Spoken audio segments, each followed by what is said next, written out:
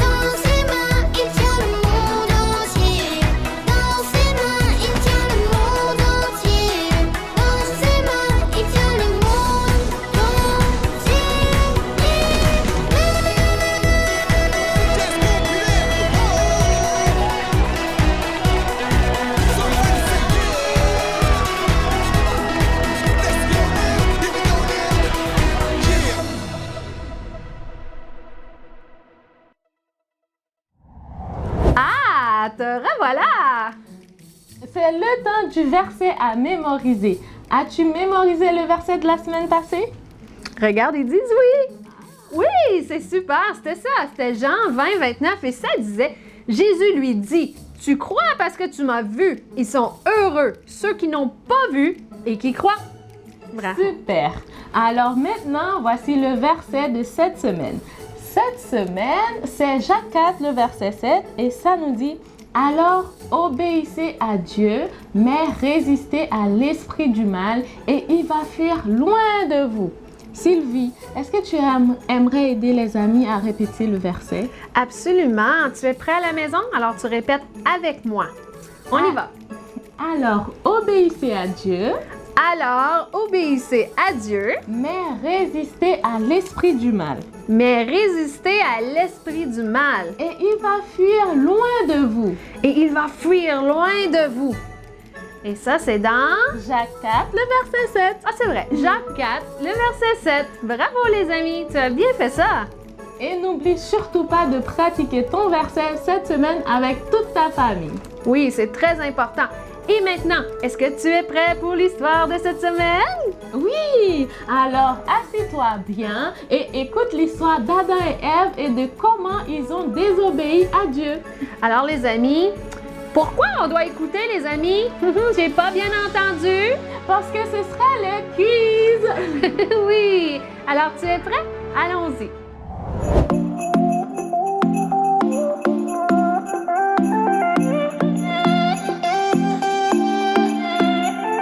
Aujourd'hui, je vais vous parler du Dieu est saint, que Dieu est saint.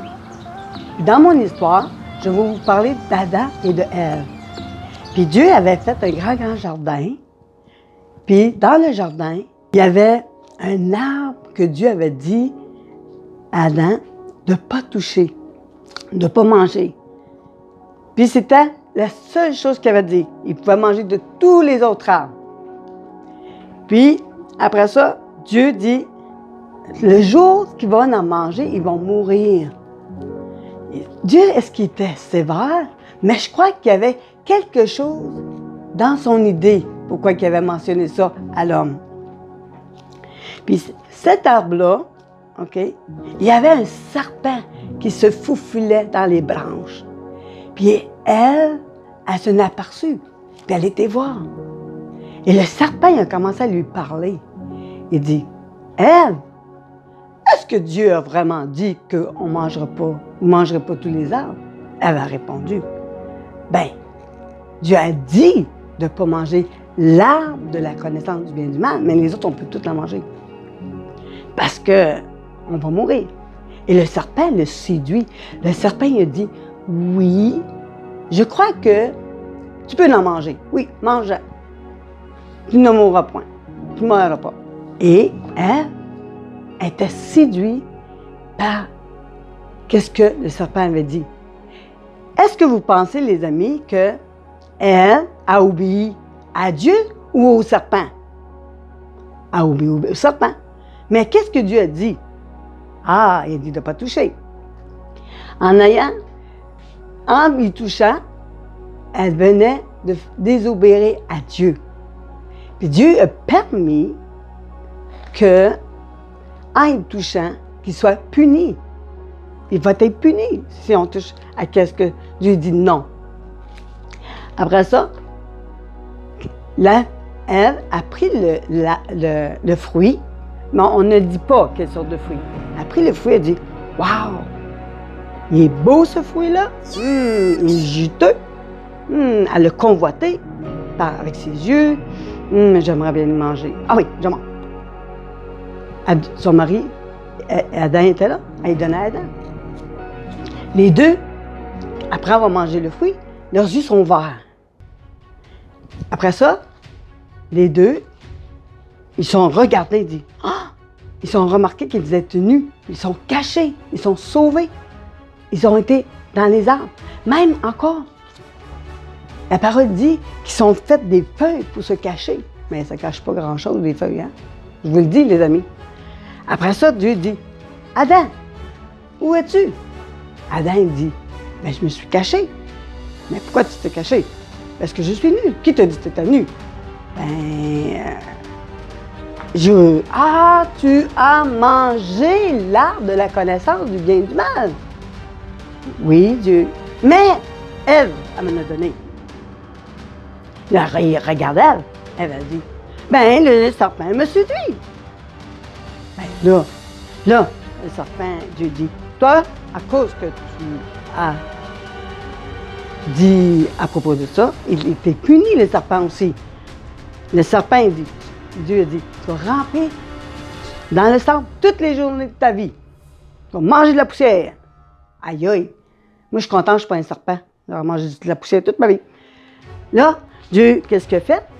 Il a tué un animal, il a versé du sang, il a nettoyé l'animal, il l'a mis sur eux. C'était son amour à Dieu. Il n'a pas détruit Adam et Ève, mais au contraire, il les a vêtus avec son amour à travers un animal qui était tué. Il l'a habillé avec ça. Après ça, dans l'histoire au complet, c'est que Dieu est saint, comme je vous ai dit au commencement. Dieu est saint. Et la sainteté de Dieu est là pour qu'on soit saint. Il y avait tout les autres. Mais par la désobéissance, par la convoitise, parce que qu'est-ce qu'il y avait dans son cœur? Ils ont désobéi à Dieu. Mais Dieu, il a fait un autre chemin pour qu'ils puissent vivre. Et je crois, les autres séries qui s'en viennent, on va encore parler. Dieu est saint. La semaine prochaine, on va parler d'un autre. On va parler des deux garçons de Caïn et Abel. À la semaine prochaine. Soyez bénis.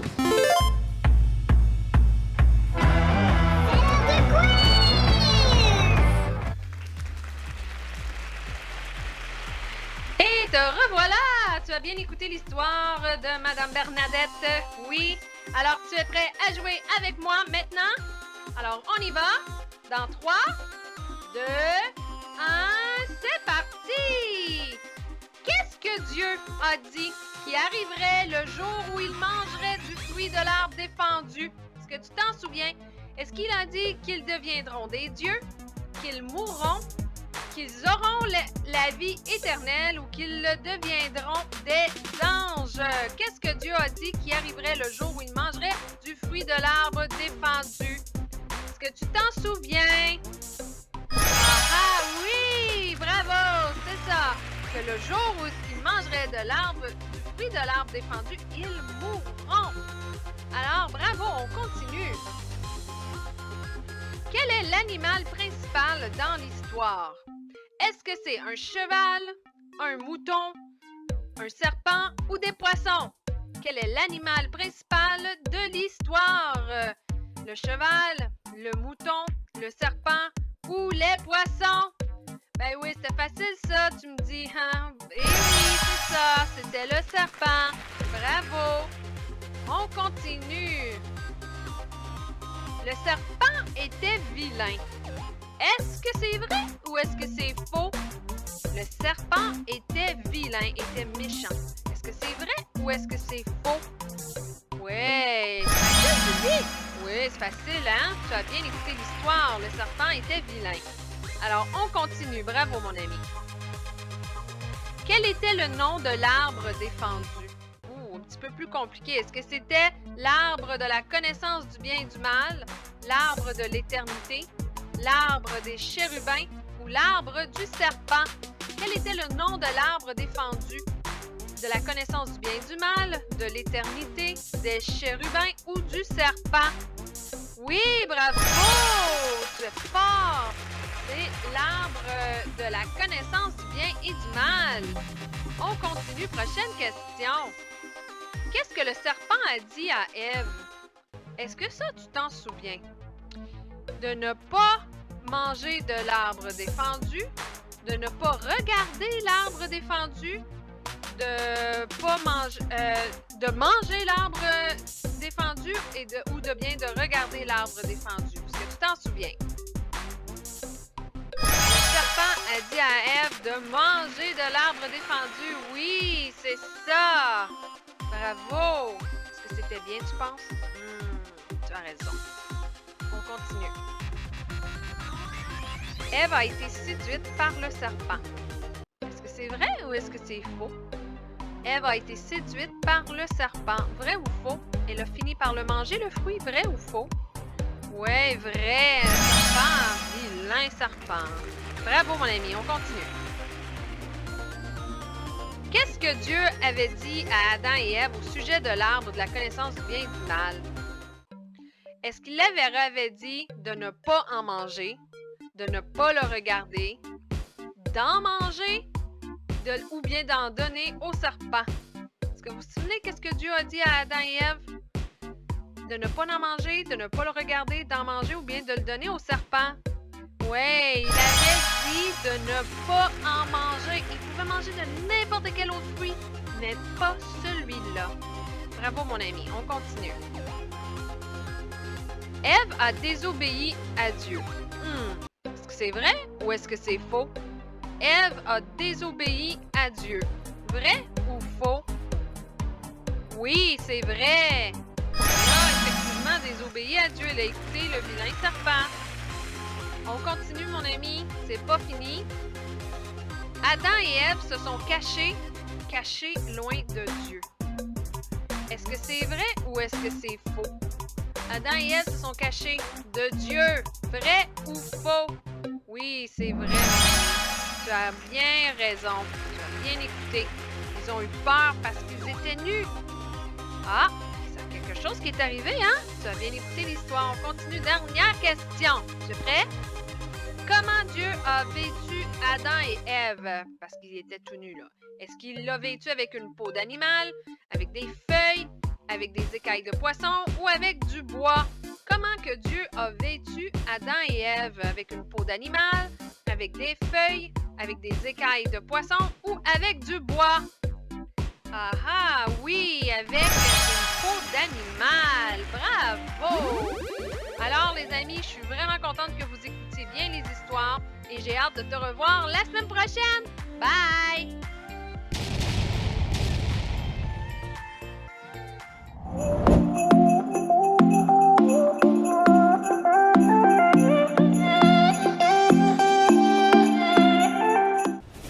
Alors Jordine, est-ce que tu es aussi excitée que moi de commencer ce nouvel segment d'émission? Oui, bien sûr. Nous avons préparé une série de petites histoires pour te montrer que ce n'est pas la première fois dans toute l'histoire de l'humanité qu'il y a des confinements. Mais c'est certain qu'ils ne sont pas pour les mêmes raisons. Il y a toujours quelque chose dans ces histoires que aujourd'hui, nous, on peut apprendre. Alors, assieds-toi, écoute bien l'histoire de Rahab qui a cru en la promesse des espions qui ont promis que sa vie serait épargnée ainsi que celle de sa famille s'il demeurait confiné pendant plusieurs jours dans la maison de Rahab. Et les amis, nous devons croire en la promesse de Dieu, qu'il sera avec nous et qu'il viendra à notre secours tout en respectant les consignes de confinement émises par notre propre gouvernement. Et Dieu avait promis un nouveau pays aux Israélites à la condition qu'ils lui fassent confiance et qu'ils n'adorent que lui. Alors Dieu a envoyé un homme pour les sortir de leur esclavage en Égypte. Et cet homme, c'était Moïse, le serviteur de Dieu. Il avait fidèlement dirigé les Israélites, mais il se faisait vieux. Il était temps qu'un nouveau chef le remplace à la tête du peuple de Dieu. Donc Dieu a choisi un homme qui s'appelait Josué pour conduire les Israélites à la terre promise. Josué semblait tout indiqué pour cette mission. Vous savez, les amis, que Dieu nous a donné des promesses à nous aussi. Dieu nous dit dans Ésaïe 41, le verset 13, « Ne crains rien, je viens à ton secours. Si nous faisons confiance à notre Dieu, il prendra soin de nous. » Faire confiance à Dieu signifie de croire qu'il fera tout ce qu'il a promis dans sa parole. Et Josué a choisi 2 hommes courageux pour traverser le Jourdain et se rendre dans la ville de Jéricho. Il devait examiner la ville, voir comment elle était protégée, quelle était la force de l'armée ennemie et aussi recueillir toute autre information pertinente. Et en silence, les 2 espions sont traversés le Jourdain et se sont dépêchés d'entrer à Jéricho. Ils se sont rendus à une maison où vivait une femme appelée Rahab. Malgré tous leurs efforts pour passer inaperçus, le roi a su qu'ils étaient dans sa ville. Il a donc envoyé des hommes pour le chercher. Ces hommes allaient frapper à la porte de tout le monde et à la porte de Rahab, ils disaient et criaient « Faites sortir les espions! » Et en silence, Rahab a fait monter les espions sur le toit, les a cachés sous les tiges de lin qui séchaient au soleil. Vous savez ce qu'est le lin, les amis? C'est une plante très longue et mince utilisée pour fabriquer des cordes ou du tissu. Puis, Rahab est allée à la porte répondre aux hommes du roi qui posaient des questions sur les 2 espions. Rahab leur a donc dit « Il est vrai que les hommes sont arrivés chez moi, mais ils sont sortis avant que la porte de la ville ne se ferme pour la nuit. Alors j'ignore où ils sont allés. Hâtez-vous de les poursuivre et vous les rejoindrez. » Alors les hommes du roi se sont empressés pour partir à la poursuite des espions. Rahab est ensuite allé dire aux espions qu'ils étaient saufs.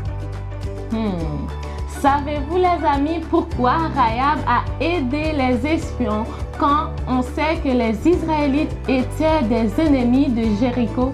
Est-ce que vous vous souvenez de cette histoire que nous vous avons racontée dans une des émissions précédentes? Non? Ok, ce n'est pas grave. Écoutez bien la suite. Alors, Rahab a expliqué aux espions pourquoi elle les avait aidés. « Je sais que vous servez un Dieu vivant. Il a réalisé de nombreux miracles pour vous.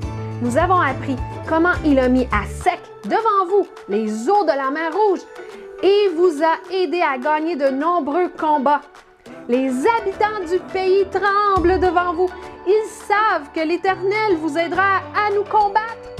Alors maintenant, je vous prie, jurez-moi que quand vous capturerez cette ville de Jéricho, vous aurez pour la maison de mon père la même bonté que j'ai eue pour vous. » Alors les deux espions ont approuvé la demande de Rahab et ont dit à Rahab, « Nous sommes prêts à mourir pour vous si vous ne divulguez pas ce qui nous concerne. » Alors Rahab les a fait descendre avec une corde par une fenêtre et leur a dit, « Allez sur le côté de la montagne, de peur que ceux qui vous poursuivent vous rencontrent. Cachez-vous pendant 3 jours. Après ça, vous suivrez votre chemin. » Alors les hommes ont dit à Rahab, « Voici comment nous serons quittes de serment que tu nous as fait faire. Attache ce cordon de fil cramoisi à cette fenêtre par laquelle tu nous fais descendre et recueille auprès de toi, dans la maison de ton père, toute ta famille. Si l'un d'eux sort de la maison, son sang retombera sur sa tête et nous en serons innocents. Mais si on met la main sur l'un de ceux qui seront avec toi dans la maison, alors son sang retombera sur notre tête. » Ils ont dit à Rahab, « Qu'ils en soient selon votre parole. » Alors les deux espions ont suivi les recommandations de Rahab et se sont dirigés vers la montagne où ils sont restés pendant combien de temps, les amis? Pendant 3 jours, oui. Entre-temps, ceux qui les poursuivaient ont cherché dans toutes les directions, à gauche, à droite, partout, mais ils n'ont pas pu les trouver. Ils ne savaient pas que Rahab les avait trompés. Après avoir laissé passer 3 jours, les espions ont traversé le Jourdain. Ils sont retournés à leur campement. Ils se sont empressés d'aller raconter tout. À qui? À Josué. Tout ce qui leur était arrivé. Il a dit, « Certainement, l'Éternel a livré tout le pays entre nos mains, dirent les espions, et même tous les habitants du pays tremblent devant nous. » Puis, ils ont parlé à Josué de la promesse qu'ils avaient faite à Rahab. Vous vous souvenez, les amis, que Rahab avait accroché le cordon, le fil cramoisi à la fenêtre? Elle avait confiance en la promesse des espions. Les espions ont tenu leur promesse. Rahab et sa famille ont tous été protégés du danger. Il est important pour vous aussi, les amis, de tenir vos promesses. Sylvie, est-ce que tu as déjà fait une promesse? Ah oui, Jardine, bien sûr. Bien des fois, on me fait des promesses. Est-ce qu'on a tenu les promesses qu'on t'a fait? Pas toujours. Ah, comment est-ce que tu t'es sentie?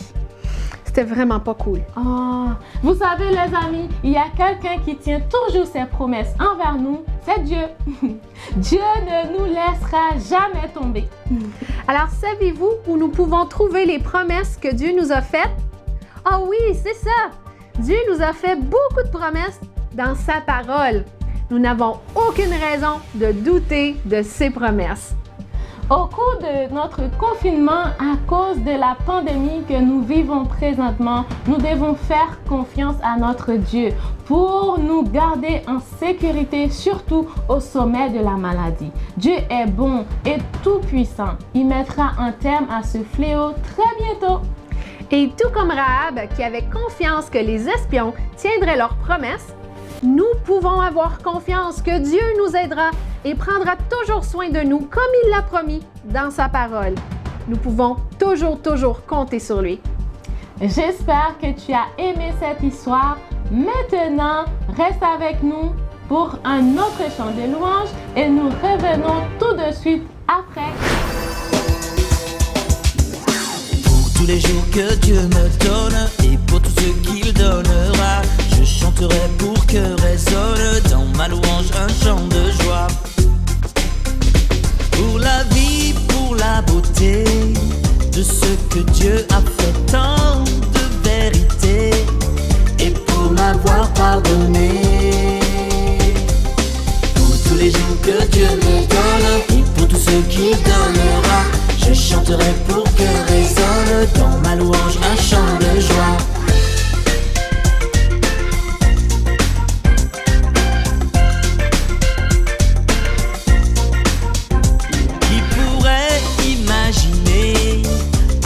L'amour, je sais que je ne pourrai jamais l'égaler. Pour tous les jours que Dieu me donne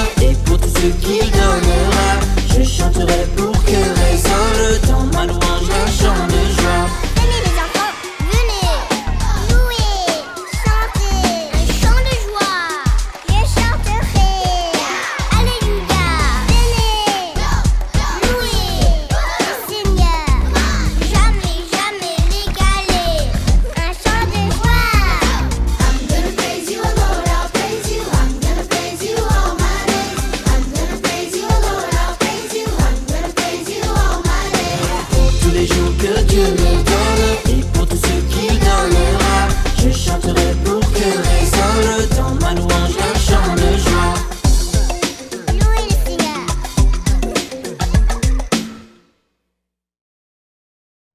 N'oublie surtout pas de pratiquer ton verset à mémoriser cette semaine.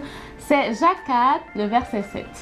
Alors, j'espère que tu as aimé l'émission d'aujourd'hui et que tu as appris de nouvelles choses. Alors, prends le temps aussi de remercier Dieu pour ta protection et sa sainteté. Alors, c'est la fin maintenant. On vous dit au revoir les amis. On vous aime tous. Passez une excellente semaine bénie et on se revoit la semaine prochaine. Gros bisous!